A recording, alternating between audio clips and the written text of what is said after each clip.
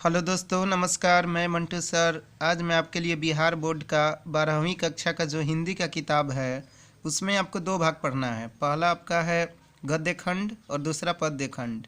गद्य खंड मीन्स होता है आपका कहानी, लेख, निबंध, और पद्य खंड मीन्स होता है कविता। तो बात करेंगे आज गद्य खंड में आपका दूसरा चैप्टर उसने कहा था, जो कि ये कहानी है उसका सारांश, जो कि बेहद इंपॉर्टेंट है आपके एग्ज़ाम के लिए। अब एग्ज़ाम में 20 से 25 दिन बच गए हैं, तो आप लोग की तैयारी लगभग पूरी हो चुकी होगी।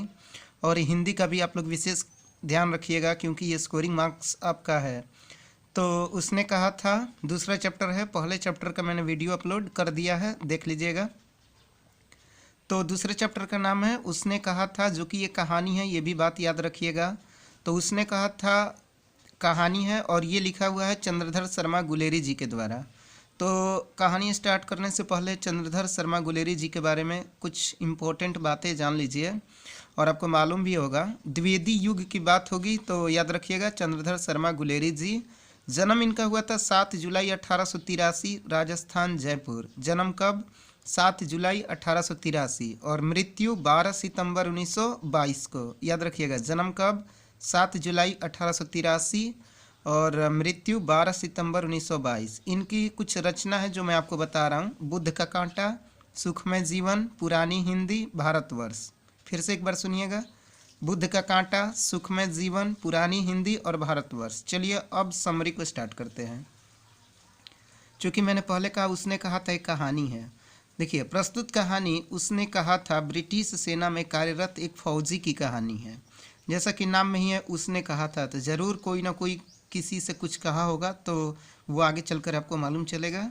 लेकिन कहानी की शुरुआत कैसे हो रही है? ब्रिटिश सेना में कार्यरत एक फ़ौजी की कहानी है। ब्रिटिश फ़ौज के सिख रेजिमेंट के एक जमादार लहना सिंह के अपूर्व शौर्य एवं सैनिक की महत्वाकांक्षा एवं मनोदशा की अभिव्यक्ति है यह कहानी। यह कहानी किसकी है? एक रेजिमेंट। देखिए, ब्रिटिश फ़ौज की सिख रेजिमेंट के एक जमादार लहना सिंह। देखिए, ऑब्जेक्टिव में हर पॉइंट आपके लिए इंपॉर्टेंट है। पूछेगा कि जमादार का क्या नाम था, तो याद रखिएगा लहना सिंह। अदम्य साहस का इस कहानी में पंडित चंद्रधर शर्मा गुलेरी जी ने सजीव चित्रण किया है। सजीव मतलब जीवित। देखिए, कहानी की स्टार्ट कहाँ से होती है? 12 वर्ष की आयु में किशोरावस्था में लहना सिंह। कहानी की शुरुआत ध्यान से सुनिएगा। 12 वर्ष की आयु में यानी कि किशोरावस्था हुआ, लहना सिंह अपने मामा के यहाँ आया था। उसकी भेंट एक 8 वर्ष की बालिका से एक दुकान पर होती है।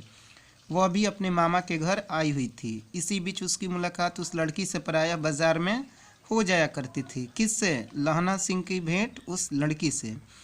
लहना सिंह वो उससे पूछ बैठता था कि उसकी शादी पक्की हो गई है। उत्तर में लड़की शर्मा कर धत कहकर चली जाती थी। एक दिन उसके पूछने पर उस लड़की ने कहा कि हाँ, उसकी सगाई हो गई है। यह सुनकर वह काफ़ी उद्विग्न हो उठा। कौन? लहना सिंह। कालांतर में लहना सिंह ब्रिटिश फौज के सिख रेजिमेंट में भर्ती हो गया। यानी कि बहुत साल बाद जब वो बड़े हो गए तो वो ब्रिटिश फौज के सिख रेजिमेंट में भर्ती हो गया। बीच में वह छुट्टी लेकर घर आया था। लड़ाई पर जाते समय वह सूबेदार हजारा सिंह के घर पर रुका। देखिए, एक इम्पॉर्टेंट ऑब्जेक्टिव यहाँ से बनता है कि सूबेदार का क्या नाम था, तो हजारा सिंह के घर पर रुका। सूबेदार की पत्नी पर दृष्टि जाते ही वह स्तभित रह गया। सूबेदार की पत्नी ने उससे आग्रह किया कि उसके पति एवं एकमात्र पुत्र, जो कि सिख रेजिमेंट में कार्यरत है, उनकी सुरक्षा का विशेष ध्यान रखेगा। देखिए, यहाँ पर कहानी कैसे यहाँ पर हुआ। लड़ाई पर जाते समय वह सूबेदार हजारा सिंह के घर पर रुका। सूबेदार की पत्नी पर दृष्टि जाते ही वह स्थापित रह गया, क्योंकि वो वही लड़की है जो बचपन में उससे मिला करती थी।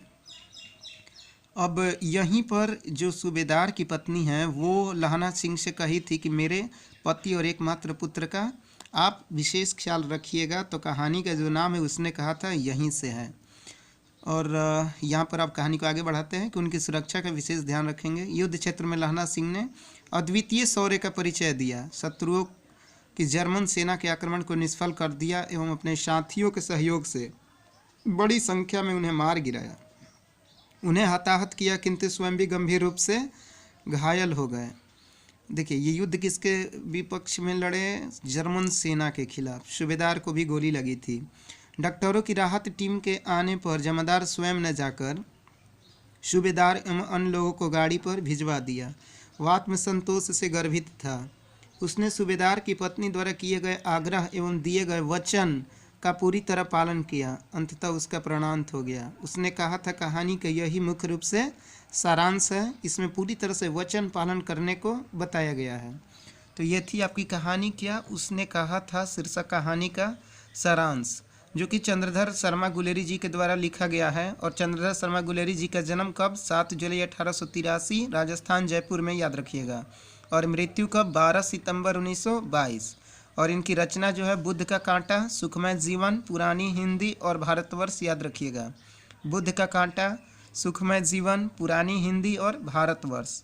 और उसने कहा था एक कहानी जो है वो जमादार लहना सिंह की है, और इसमें कैरेक्टर सूबेदार, याद रखिएगा, हजारा सिंह, और ये थे जमादार लहना सिंह।